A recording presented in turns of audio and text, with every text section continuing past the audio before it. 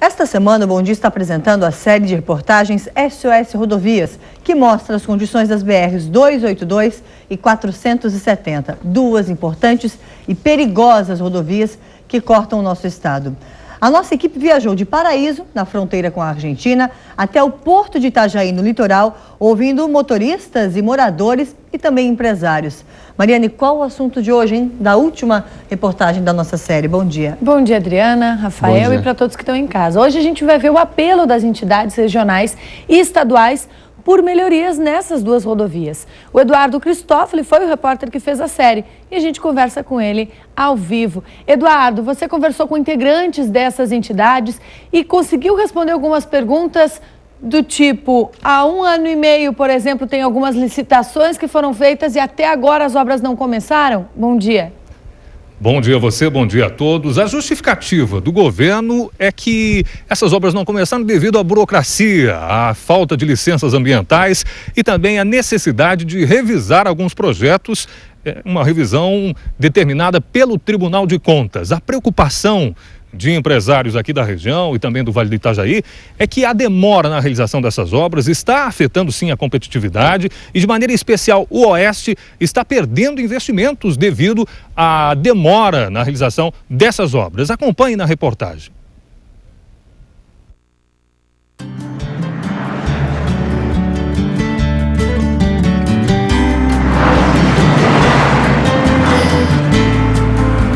As placas foram colocadas há mais de 1 ano, mas tudo que se viu até agora na 282 de São Miguel do Oeste a Campos Novos foram serviços de limpeza e tapa-buracos.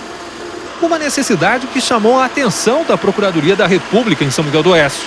Em 2012, teve um trecho que apresentou ondulações apenas 3 meses após a capa asfáltica ter sido toda refeita. O Ministério Público Federal abriu uma investigação sobre o caso e teve que ampliar a análise para outros trechos que também apresentaram o mesmo problema. Está se mostrando, pela investigação conduzida pelo Ministério Público Federal, é que a fiscalização exercida pelo DENIT, ela está abaixo do recomendável, do aceitável.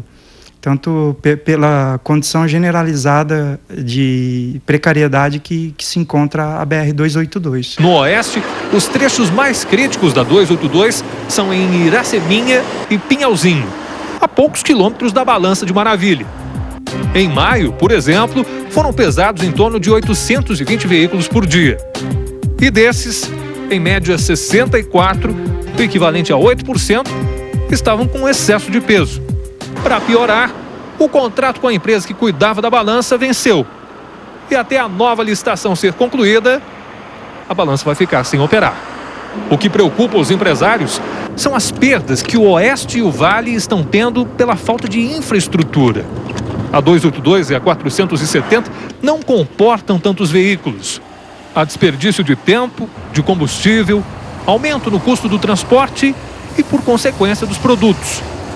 E quanto mais longe do litoral, maior o desafio das empresas para manter a competitividade.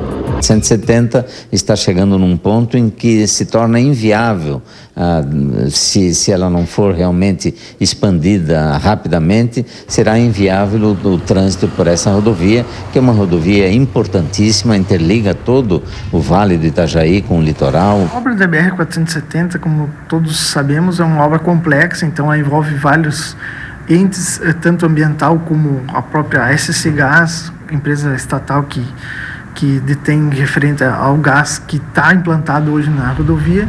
Então, várias reuniões foram elaboradas hoje para tentar destravar essas obras que estavam algumas a passos, digamos, lentos, mas nós estamos buscando com a solução, com a obstrução das desapropriações, né, dos lotes 3 e 4, a partir do mês de agosto, setembro, ter a liberação de bastante frente para legalmente fazer essa obra andar. O prazo para a conclusão da obra é de 4 anos.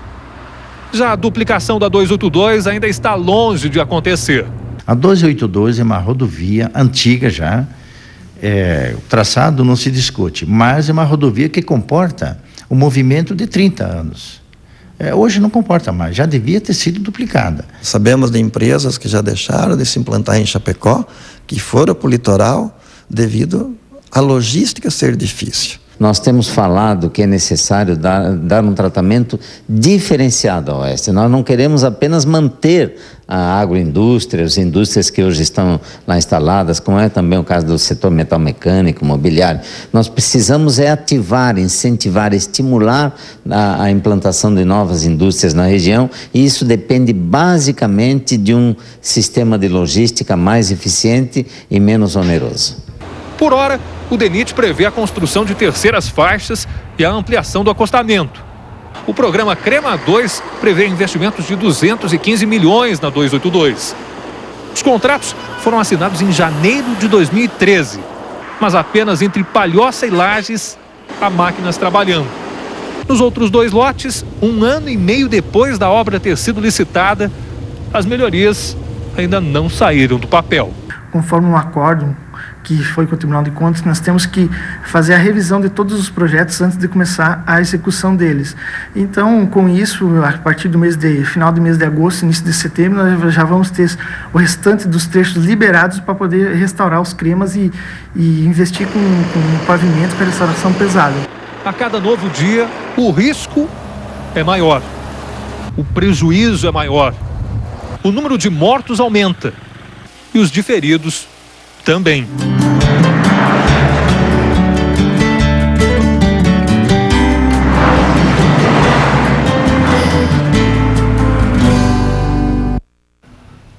Vamos relembrar alguns prazos dados pelo DENIT ao longo dessa semana. No início do ano que vem, o DENIT se comprometeu em fazer o projeto da nova ponte internacional sobre o rio Peperiguaçu, entre Paraíso e a Argentina. Também no início de 2015, o DENIT se comprometeu em retomar as obras da Via Expressa, a via que vai ligar a 101 ao porto de Itajaí.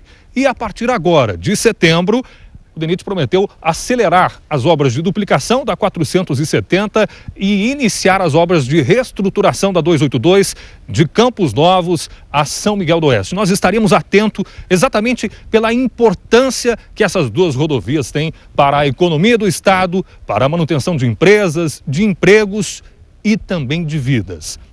Nós vamos conversar agora aqui com o presidente do Citran, aqui de Chapecó, o Deneraci Perim, o Sindicato dos Transportadores de Carga. Deneraci, bom dia. Vocês têm ideia do custo que essas dificuldades impostas pela falta de estrutura geram para as empresas de transporte e para a economia como um todo? Bom dia, Eduardo. Para nós, do setor de transporte, sermos competitivos, nós precisamos reduzir os nossos custos. E com as rodovias em más condições, só aumenta o custo do transporte, é prejuízo para as empresas de transporte.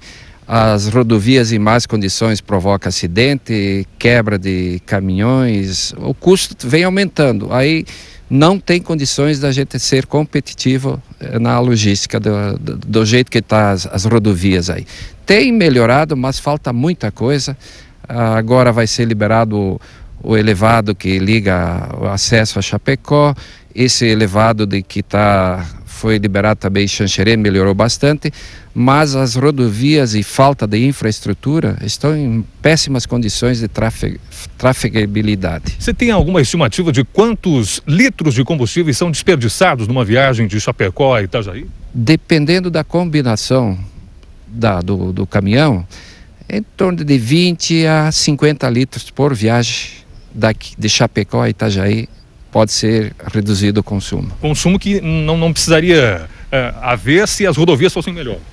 Se as rodovias fossem ágeis, agilidade de trânsito livre, reduziria bastante o custo. O frete teve alguns pequenos reajustes, mas nem sempre ele compensa os custos. Não, o frete não tem repassado nada a respeito desses custos que nós estamos enfrentando pelas más condições das rodovias.